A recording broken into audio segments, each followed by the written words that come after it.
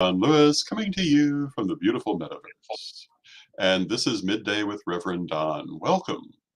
Always lovely to spend my midday with you. And if you would like to um, ask anything or say anything or simply interact and say hello, if you do so on the pages that we're broadcasting on, it will show up in my chat room. And you can ask questions, you can help direct the conversation, whatever you would like to do. Yesterday we were talking about clairvoyance, and I suspect we'll probably talk about some more psychic things today. But I'm going to start in a totally different place.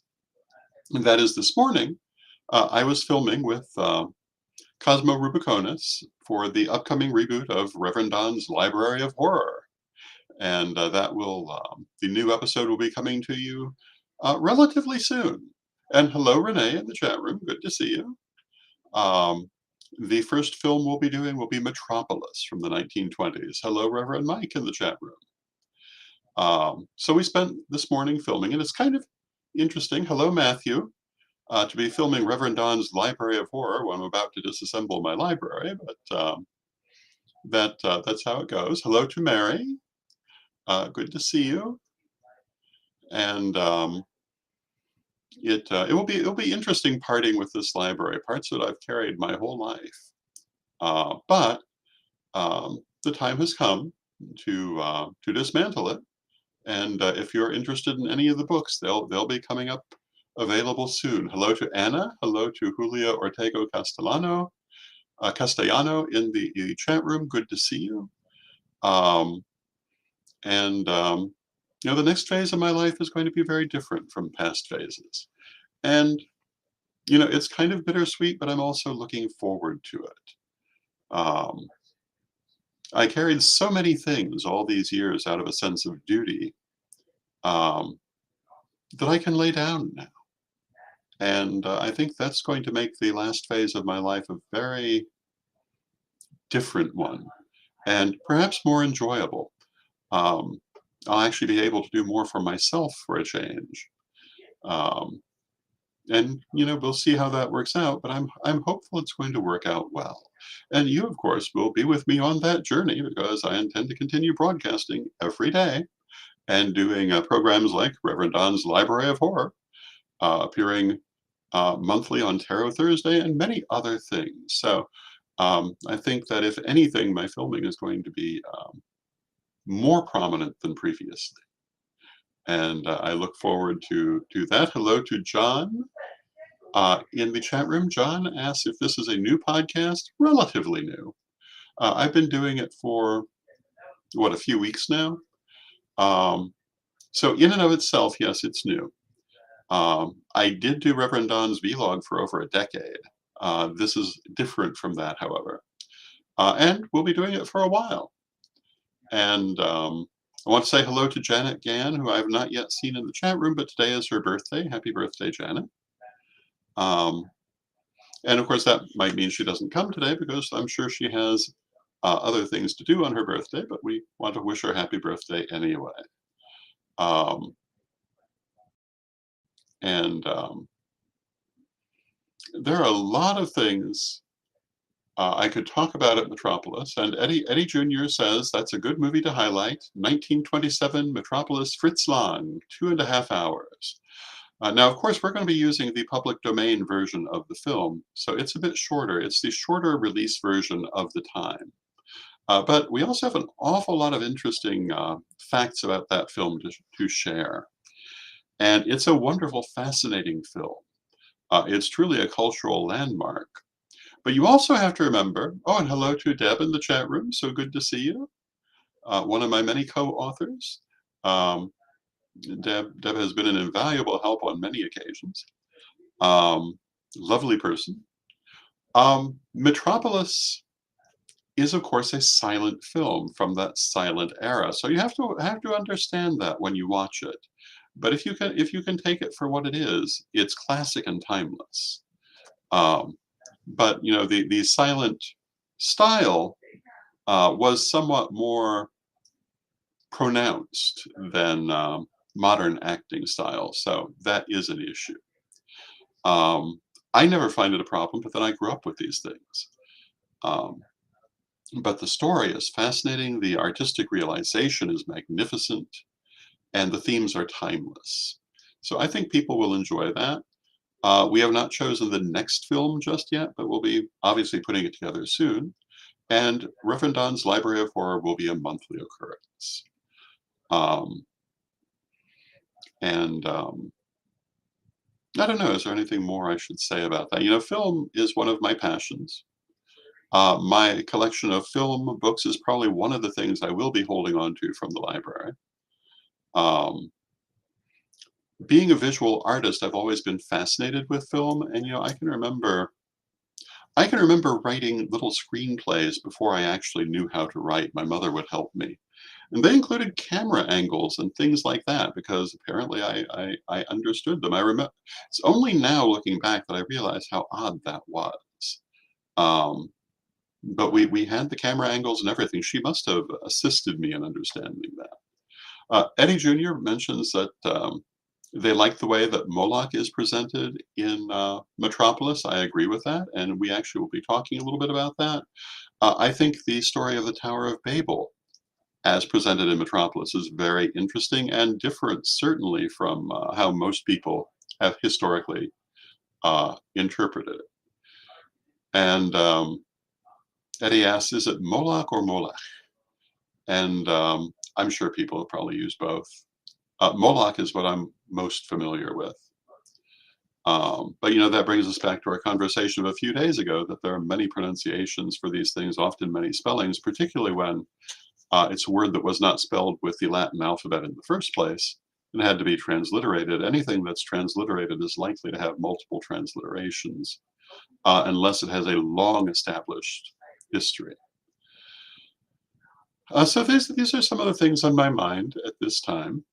And I was going to go ahead and talk a little bit more about psychic work. We were talking about clairvoyance, particularly the other day. We were talking about oracle work. And I think that I had been talking about how um, oracles are used in a number of religious traditions in a ritual context. And this does make them a somewhat different thing than just straight clairvoyant work. Even though it's the same process, it's really the same thing, but it describes a variation on it. Another variation is the seance. Um, and of course, you say the word seance, it's like the word Ouija board. People have preconceived ideas that don't necessarily relate to the reality of the thing when properly experienced. People think of seances as being spooky experiences in darkened rooms with very flamboyant happenings, and that is not really the case. The term seance means sitting. It means to sit for messages from spirits. Um, Lady Crystal and I did this weekly, sometimes daily, for years, and we just described it as sitting. Um, and you sit and you receive the message. How deep a trance you're in depends on you and what you're choosing to do. It can be so deep that you're in a full mediumistic trance. It can be quite a light trance and is still a seance. If you're in a full mediumistic trance, your consciousness um, is effectively to one side, sometimes totally absent. You're unlikely to remember anything that comes through. If you're in a low trance, your consciousness is still very much there, but you're still unlikely to remember the messages because that's not how this process works. And as we were saying yesterday, they come through, they don't stay. They come in through the crown chakra, and they clothe themselves with concepts and words from your mind because the original message is telepathic in character. And then when you've brought it through, it's gone as a general rule. So it must be written down if you want to hold on to it or filmed. Although an interesting thing is that electronic equipment does not always work in this context. I used to work with a woman that I was teaching this art to, and we would record our sessions using an old-fashioned tape recorder because I am that old. And after a while, it just stopped working. So she bought a new tape recorder. It worked for maybe a session, stopped working, and then we realized they weren't going to work. We had to stop taping because the energy was damaging the machine. It was stopping it from working. I'd encountered that before, but in more limited ways. Years after that, Lady Crystal was doing a seance in Hoopston, and a news crew came out to cover it. And they were able to get the film they wanted, but then she sat down to do a reading for the reporter.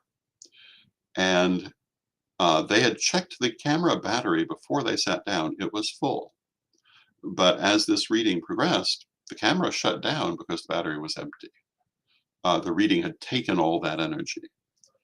And they talked about that in the news report, making it one of the most interesting I am aware of about psychic work. Also won an award for the reporter, who was then promoted to a national um, platform from the local one they'd been working from. But you cannot necessarily rely on electronics to capture this effect because it will interfere with the energy. The psychic energy will interfere with the electronic energy. Um, if you're going to do oracle work, medium work, clairvoyant work, you should use energetic batteries. I commonly will put a column of light at the four corners of the room, for example, just as we do in ritual, or I might make a ball of light to act as a battery. This will make it much easier to do the work because these will generate energy, and you can draw upon that as you go. You can also call into yourself the energies of the universe. You don't want to use only your own because it can use a lot. Um, I've often talked about how important grounding is.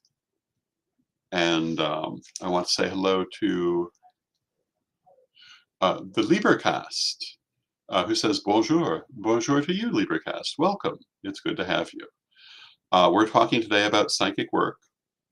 And also, if people have questions or comments, they can guide this conversation anywhere they want it to go. Grounding is very important in psychic work, but knowing how to pull additional energies in, knowing how to generate additional energies is also very important, because particularly deeper trance work takes a lot of energy.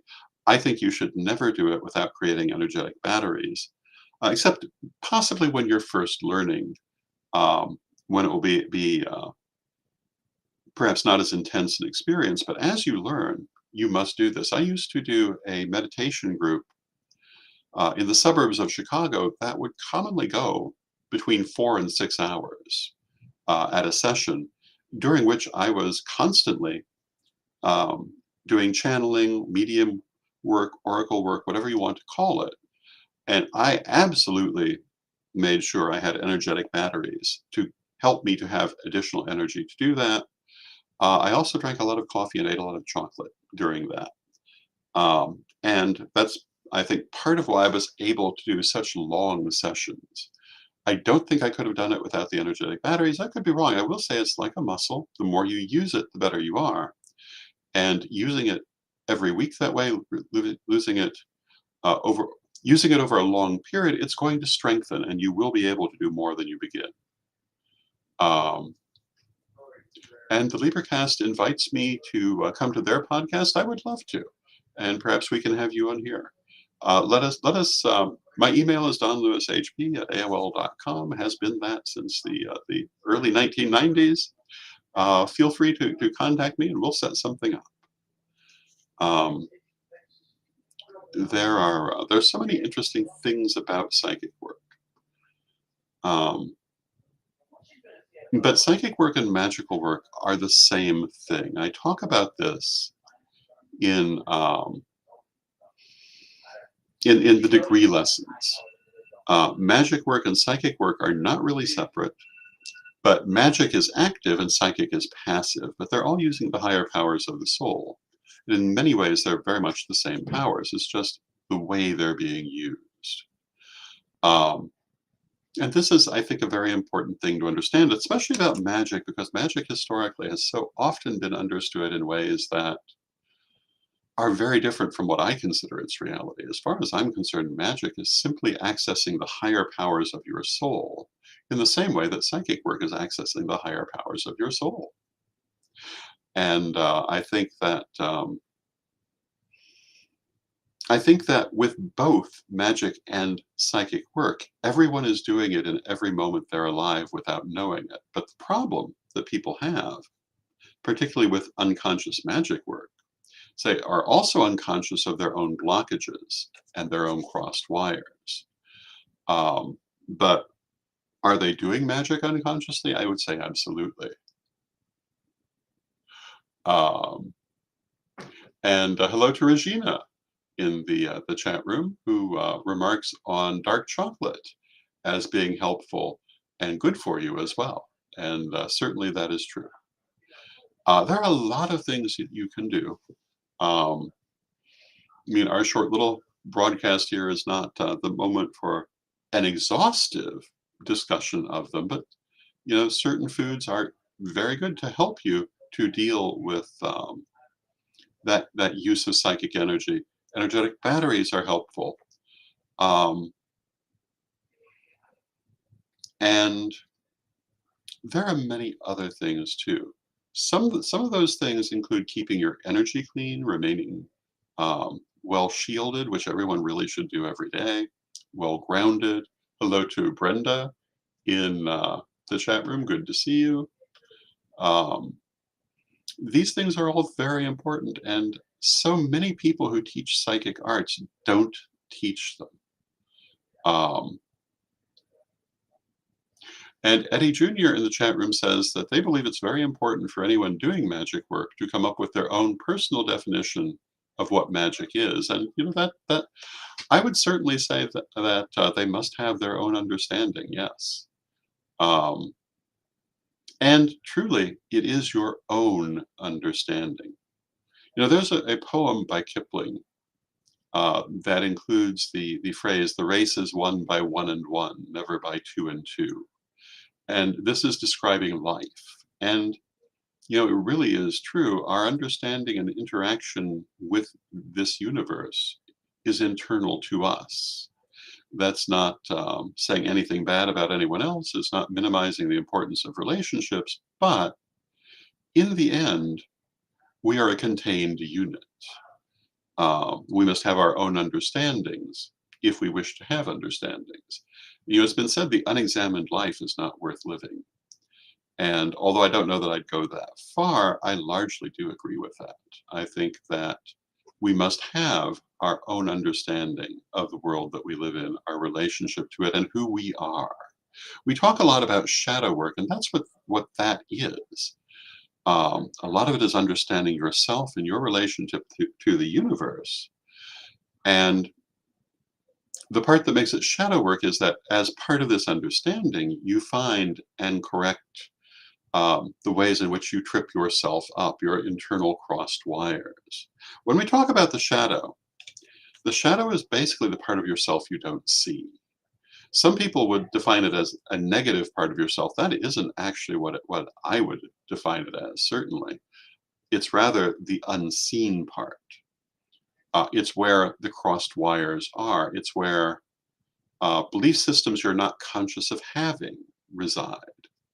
I often talk about, in terms of magic, how the classic example is the person who wants a great new job, but in their heart they don't believe they can get it. So the magic's not going to work. They have to do the shadow work to change what's in their heart to make the magic work. Because if you don't believe you can have it, you're right. Relationships are this way. I often tell the story, I guess I'll tell it one more time, of how many years ago, probably 35 years ago now, um, I was attempting to start a relationship with someone I was very attached to. And in fact, we did have a good relationship, but it was never a romantic one. But I was wanting it to become one. But I was also blocking this fiercely. But I did not realize. One day, I had a lunch appointment with this person, and they came to my house and knocked on the door, and I never heard. I couldn't figure out why they hadn't come. And then I talked to them and found out they did. So I went to Lady Crystal, my teacher, and asked her, what gives here? And she pointed out to me that I had to be blocking this. People do this all the time. They think they want it. Part of them really doesn't, and they block it. And she told me what to do with that, which is to examine my feelings and to uh, to transform those that were not serving their purpose. We have instructions for how to do this in the degree lessons. And John in the chat room asks, is the shadow an archetype of the personal unconscious or the collective unconscious? And I would say ultimately both, personally. But when you do shadow work, you will first encounter it in a very personal sense. What I found is the more shadow work you do, the more universal the issues become. Because in the end, as the famous maxim goes, as above, so below, in the end, there's one spirit running through everything. And at a certain point, the issues are universal. We may not think they're applying to us, but as we dig, we find they do. Um, but not everyone will do shadow work to that extent. Um, but I found for myself and for others I've worked with that once we'd gotten through all the idiosyncratic shadow, we found very general things that seemed to apply to many people, but they were there, and we needed to work on healing them. And of course, shadow work never stops. I still do shadow work today. I'll be doing it as long as I'm in this incarnation. It's something you really need to continually do because as long as you live, you're adding to that shadow. Um, Hopefully less than previously, but it's a natural part of life. I think the biggest misunderstanding people have about metaphysics of any stripe is that it's not a natural part of life. It's not a gift that only some people have, although only some people develop it highly. But as I was saying earlier, everyone does psychic things constantly, unconsciously. Everyone does magic unconsciously. Everyone certainly has a shadow. Um, it's part of our natural life. And the things that we speak about when we study metaphysics are not only relevant if we're studying metaphysics. Even if we walk away from metaphysics for some reason, things like grounding and cleansing would still be just as important as they ever were.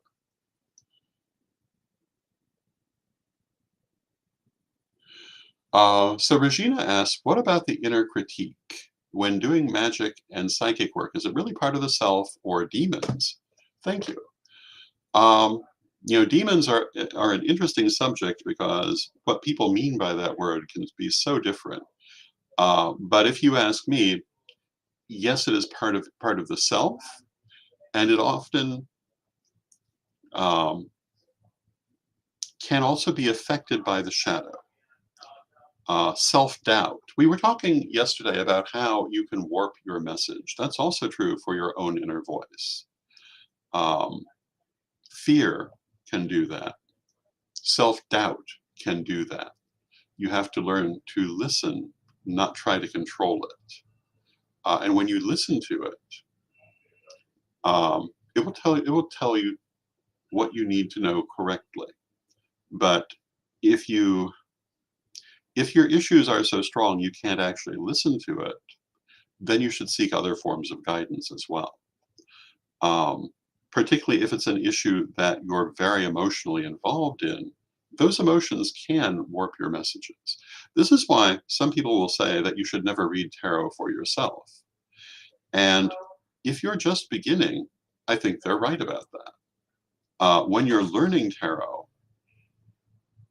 reading for yourself can be problematic because when you do a reading, you must have distance from the subject.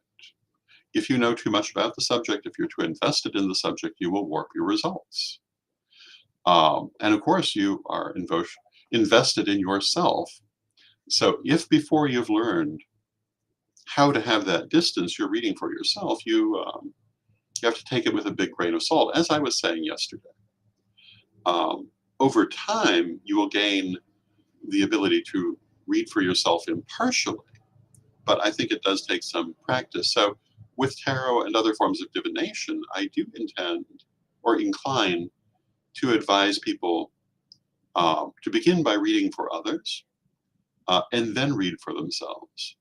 Um, Although, as I was saying yesterday, when we were talking about straight clairvoyance, I do start having people read for themselves from the start and just say, take your time, begin by taking it with a grain of salt and watch the track record.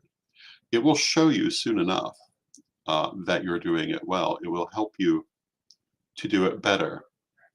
It itself will guide you. And it's the higher self. And hello to Michael in the chat room. Thank you for being here. And I quite enjoy talking to people in the chat room. This is really so lovely.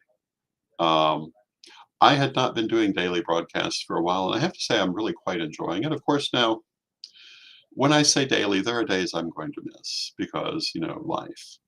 Um, it's like last Thursday, I was not able to do a broadcast, but normally I will be here. Um, and LibraCast asks about the psychological aspects of shadow work. And I don't know that I make a distinction between these things, because I'd have to say at a certain level, it's all psychological. Um, I'm not, I would need a more concrete explanation of what you mean, but I think that it's all self-knowledge, it's all self-healing. So I guess it depends on how you're defining that. If we're talking about clinical psychology, that's a more specific thing. But I'd have to say that all of this has its psychological aspect, and that's important. So we have come to the end of our half hour, and in a moment we will close with a prayer, as we are in the habit of doing, and we'll be back tomorrow, and probably we'll be continuing this subject. Um, and and Eddie Jr. remarks that healing the shadow involves balance. Absolutely, it should lead you to balance. So we'll continue tomorrow, and I hope that you've enjoyed the program and that you'll join us again. And now for our prayer. Divine Mother Goddess, Divine Father God, beloved ancestors, we ask you to help us to be open to the guidance we need in our lives, to help us to understand ourselves and our motivations and our desires so that we may move forward clearly and working from our higher selves. Beloved Mother Goddess, beloved Father God, we pray that we will go forward with you hand in hand as we go forward. And we thank you with love and with respect. And until next time, may you blessed be. And thank you for joining me. And until next time, may you blessed be.